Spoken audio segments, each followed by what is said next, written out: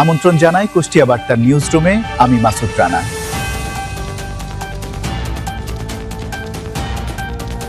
নতুন সিদ্ধান্ত অনুযায়ী ভোক্তা পর্যায়ে প্রতি লিটার ডিজেল আগের মতোই ১১৫ টাকায় বিক্রি হচ্ছে। তবে পেট্রোল, অকটেন ও কেরোসিনের দাম প্রতি লিটারে ৫ টাকা করে বাড়ানো হয়েছে।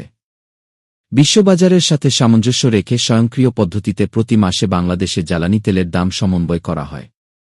Bangladesh energy regulatory commission (BRC) গ্রাহক বা খুচরা পর্যায়ে বিদ্যুতের দাম গড়ে ১৬.৬৮% বাড়িয়েছে, যা চলতি জুন মাসের বিল থেকেই কার্যকর হচ্ছে।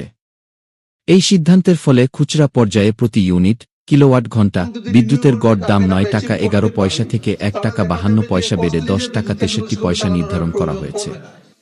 বিভিন্ন ধাপের স্ল্যাব আবাসিক গ্রাহকদের জন্য সর্বনিম্ন ১৫% থেকে সর্বোচ্চ ১৯.৯৪% পর্যন্ত দাম বাড়ানো হয়েছে, বিআরসি জানিয়েছে।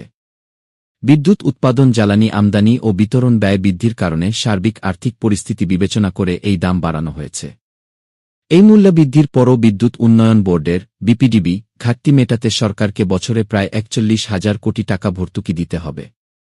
কুষ্টিয়ার কুমারখালী উপজেলায় গভীর রাতে একটি বাল্যবিয়ের আসর পণ্ড করে দিয়েছে স্থানীয় প্রশাসন। মঙ্গলবার দিবাগত রাত ১১:৩০টার দিকে কুমারখালী উপজেলার শিলাইদহ ইউনিয়নের খোর্দবন গ্রামে এই অভিযান চালানো হয়। কনে কুমারখালী ফাজিল মাদ্রাসার ১০ম শ্রেণীর ছাত্রী এবং বর একই প্রতিষ্ঠানের এবারের এসএসসি পরীক্ষার্থী। পরবর্তীতে প্রাপ্তবয়স্ক না হওয়া পর্যন্ত বিয়ে দেবেন না মর্মে পরিবারের কাছ থেকে লিখিত বা মৌখিক মুচলেকা নেওয়া হয়। কুষ্টিয়ার কুমারখালী সহ দেশের বিভিন্ন স্থানে ৩৭ ডিগ্রি সেলসিয়াসের কাছাকাছি তাপমাত্রা রেকর্ড করা হয়েছে, তবে দেশের বিভিন্ন স্থানে বিক্ষিপ্ত বৃষ্টির পূর্বাভাস রয়েছে, যার ফলে এসব এলাকায় মৃদু তাপপ্রবাহ বয়ে যাচ্ছে। তবে স্বস্তির খবর হল, বঙ্গোপসাগরে সৃষ্ট নিম্নচাপের প্রভাবে দেশের বিভিন্ন অঞ্চলে বিক্ষিপ্ত বৃষ্টি ও বজ্রঝড়ের সম্ভাবনা রয়েছে। এই ছিল আজকের সর্বশেষ সংবাদ। কুষ্টিয়া বার্তা নিউজের সাথে যুক্ত থাকার জন্য ধন্যবাদ।